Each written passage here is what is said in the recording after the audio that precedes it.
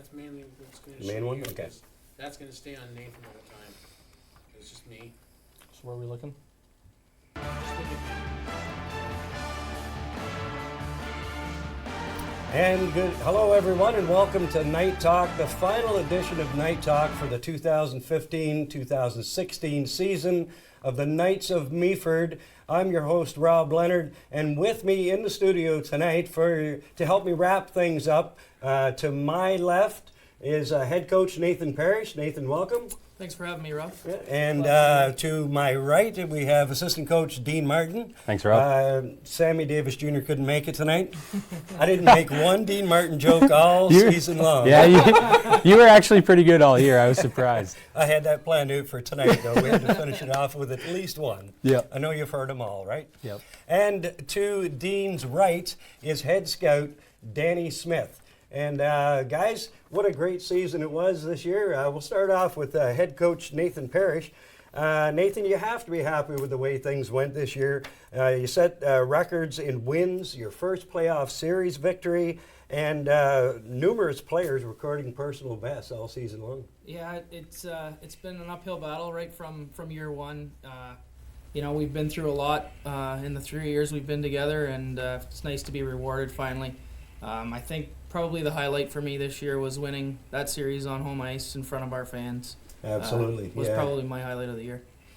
All right, and okay, so let's go back at the start of the season. The team started with a record of 3-7 in your first 10 games, but then you went 21-9-2 for the rest of the season. You made a number of changes, but which ones do you feel were the game changers for the Knights this year? Well, crowd favorite number 9, Taylor Jordan. Mackenzie Fleming coming back to us is great for the crowd and for the team as well. Having him on the ice and being around us for the 3 years he was with us was a big thing. Josh Greenaker came in and helped us on the back end. Connor Long came in and helped us on the back end. Justin Dewitt came in and gave us a hand for some grit, and it just rounded out our lines the right way, and we were able to get on a roll.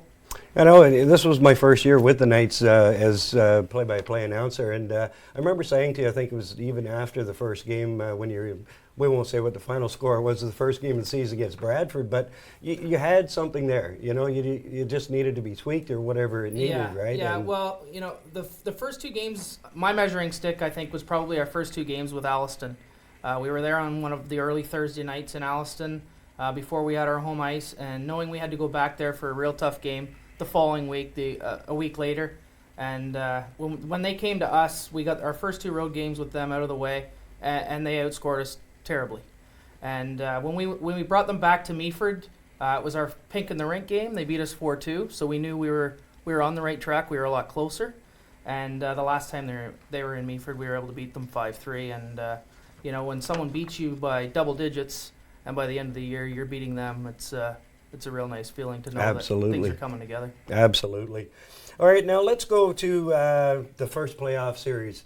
I want to describe your feelings going into the first ever playoff series against the Bradford Rattlers, who finished third in the league. You finished sixth. But what were your thoughts and feelings going into that? I could tell by the look on your face when I talked to you before the games, but I was definitely nervous. I felt we had a real good chance to stay away from the third place team. We had 3 games we're meeting on the last weekend, and we lost 2 of the 3, and I felt we should have won 2 out of the 3. And so I was very nervous. We dropped 2 games, leading up to that I felt that we should have had. But the thing about it was we had Bradford Rattlers number all year. They did get us early, but we seemed to be in their heads, and it worked out. Absolutely. And taking a look at Game 4 of that series, you won that series 3-1. And looking at Game 4 in Meaford on the Monday night when you clinched the series, it was tied 1-1 midway through the second period, and Tanner Getz calls on Jonathan Pasha Gumishgum to fight. What were you thinking before the fight started, and then once Tanner had beaten Pasha? Well, to be honest with you, number 6, Brandon Bavis wants a shout out, and I hope he watches this episode because that Pesh had his number the day before, so it was nice to see Tanner get a hold of him and definitely turned the tide for us for sure. Absolutely, and I said in the episode of Night Talk after that game, that absolutely was the turning point, because 14 seconds later, Quentin Maddock scored, and then scored another goal to take a 3-1 lead into the third. Yeah, we didn't look back after the fight. Like you said, 14 seconds later, Maddock had a real good shot from the point, and we didn't look back.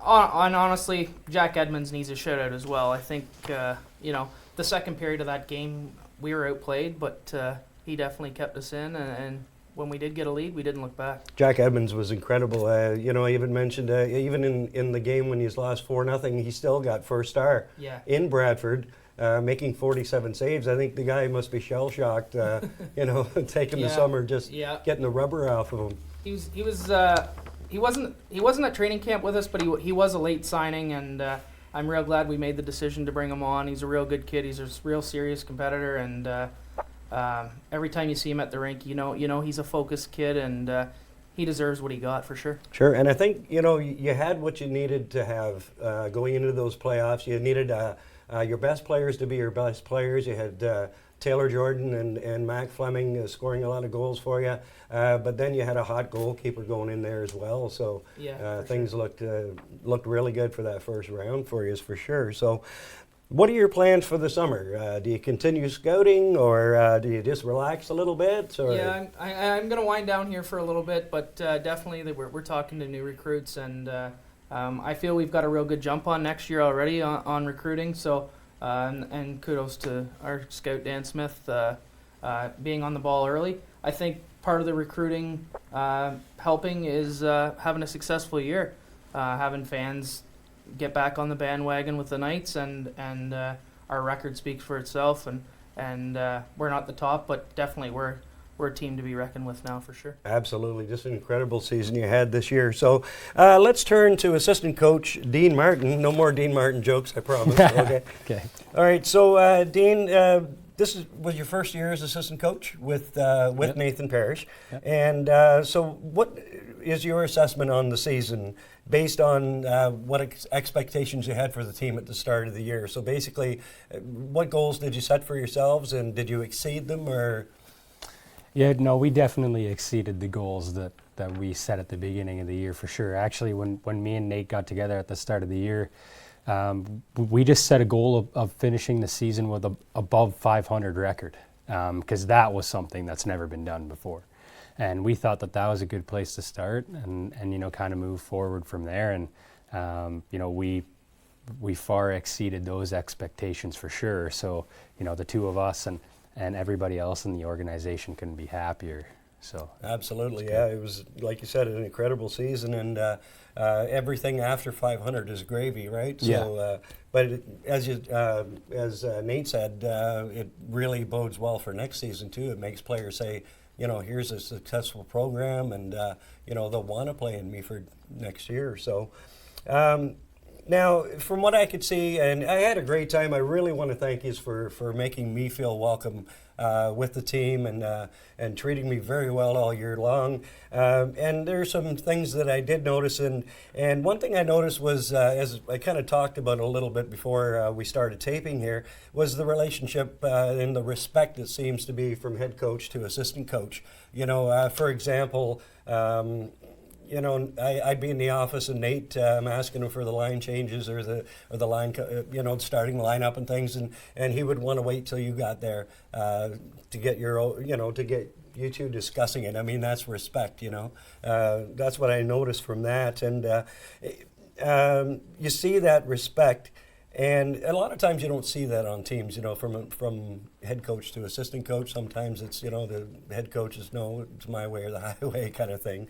So, but that really helps, in my estimation, getting the job done and getting the message to the players in order for the team to be successful. When the coach and the assistant coach have that good relationship. Yeah, definitely. I mean, Nate and I have been good buddies for a long time. So, and play baseball together with each other a lot in the summertime. So it's pretty easy for us to get along and communicate with each other. I mean, when you get in some tight games and you get in some serious games, we're both competitive and we like to win. I mean, there's some times where we get upset. Sometimes we get heated at each other a little bit, but that's just part of the game. That's the way it goes. So you just kind of deal with that in stride and work it out. But I can remember numerous times where the players are either coming to myself or coming to Nate and saying, can we do this, or can we try this, or are you guys all right if we try this? And my answer immediately to them is, let me talk to Nate about it, we'll discuss it, and then we'll make a decision. And he does the same thing. So we try to work together in that manner as much as we can to be efficient. Yeah, like I said, that was very noticeable to me, from the outside. And I coached in a different sport, of course, and, sometimes I'll pick up on those things, right? And I think that really helps to add to the success of the team. So yeah, absolutely. And okay, so let's look forward now. And what do you see for the team in 2016-17? Of course, you always want to be competitive, but do you see a league championship for this franchise in the near future? That's definitely the goal. I mean, when you get a taste of the playoffs and you win a series, you want to be able to be good enough to win the Russell Cup. I mean, it's an achievement that a lot of people would want to have. I mean, if you get to put that ring on your finger, if you're lucky enough to get that, it's a nice feeling, and that's our goal. That's what anybody wants. So looking forward to next year, it's tough sometimes because you have new recruits that are coming in, and we have to evaluate them first before we can really, give a good answer on how we think the season's going to go. But we're pretty confident from what we've seen so far from the new guys that we've got coming in, and with the players that we have returning. I think things will shape up pretty nice. Yeah, it's always tough in junior hockey when players age out. Like, you lost 6 guys this year, you got to replace those 6 guys, and it's very difficult until you get the guys into camp and see what you've got, right? So. Yeah. Okay. So thanks for that, Dane. We're going to move on now to head scout Danny Smith. Hello, Danny. How are you? How you doing? Super. First off, I want to thank you for doing a great job on doing the color work with me quite a bit this season, and hope you had fun with it. Oh yeah, it's lots of fun. Lots of fun. All right. Okay. So, Danny, you're the head scout, and I took a trip with you to Orangeville on the bus, and I appreciate that. Thanks very much. And, I could hear you going over some new names and new players and that with Warren Latimer? Yep. Yeah, Warren Latimer, and discussing players. So your job doesn't start at the end of the season. Your job as head scout probably starts when? Probably starts in December. And that's when all the recruits start kind of planning on where they want to go, just because of how far they do have to move. We have players from all over the world coming again this year, so it is a big change for them. So it does take a couple months for them to get prepared to come here to play hockey and hopefully achieve the goal of winning a championship. I know I've had a few of them contact me on Facebook and things, quite excited about what we do with Night Talk and with the TV end of it, and I won't say any names, of course, but I know the ones that have spoken to me are very excited about coming here, so really excited about Meaford. So let's talk about draft day. When does it happen? And just run us through quickly what happens on draft day. It happens actually on Mother's Day weekend, actually. So what will happen is we'll arrive to the draft. We do have our draft picks lined up, but they're not secured yet. And it's honestly, it's a good time to lock up a player's rights that we might not see next year, but possibly the year after. Players have contacted us saying that they are interested in the program, but the year after next usually would be the best. Sometimes finishing school, coming from Latvia, Sweden, or Finland, it's hard for those guys to come here and transfer their credits and stuff. So their safe bet is to finish off over there rather than come here right now. And also with certain things like with family and school and work, you never know, right? So we try and lock up the best players that we can. And I think this year we had probably the highest average of draft picks that reported. So Great. And players from last year, have you signed? Can I ask how many players have signed from last year's team? Well, we are looking at players from last year's team. We will have a good core of them back. Can't say officially yet. We'll do a summer night talk and we'll figure it out then. Right. But a good group of guys will be returning, and I think you'll be happy with what we put on the ice. That was going to be kind of my next question. Was if you get all the players that you want, your wish list in the draft, maybe of course it's hard to tell until you get them on the ice and see what they're about. But are you excited about the group of players that you have coming in? Yeah, I'm really excited. A lot of them, they have a good attitude coming in. They're asking a lot of questions, which is great. And also their skill on the ice is very elite, and that's where we like to keep it. And with the core group of guys coming back, I think that it's a sign of good things to come.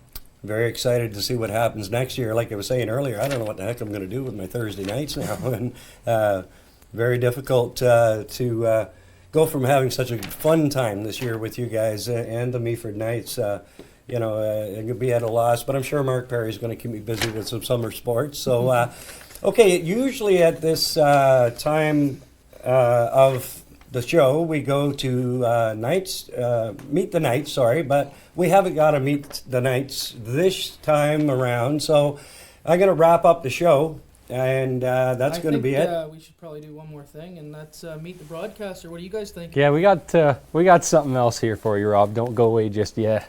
Well, I thought we were pretty much done here. All right.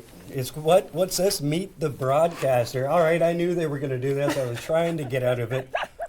But apparently what's going to happen now is, was this your idea, Danny Smith?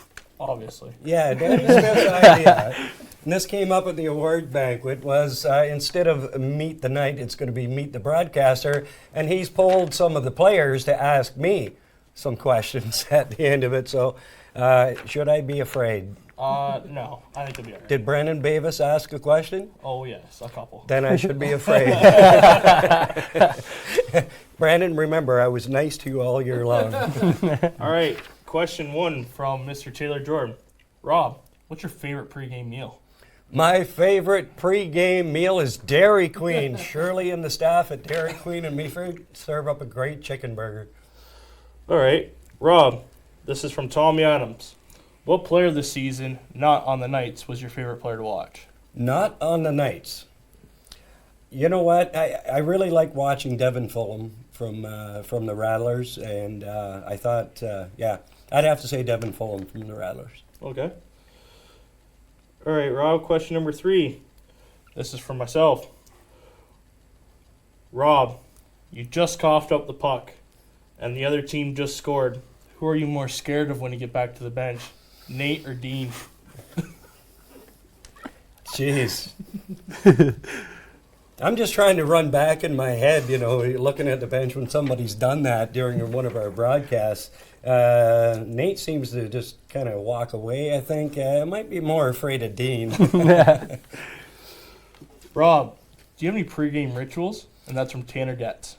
Tanner Getz asked me if I have any pregame rituals. Well, it's not fighting Jonathan Pashagum from the Rattlers, I can tell you that.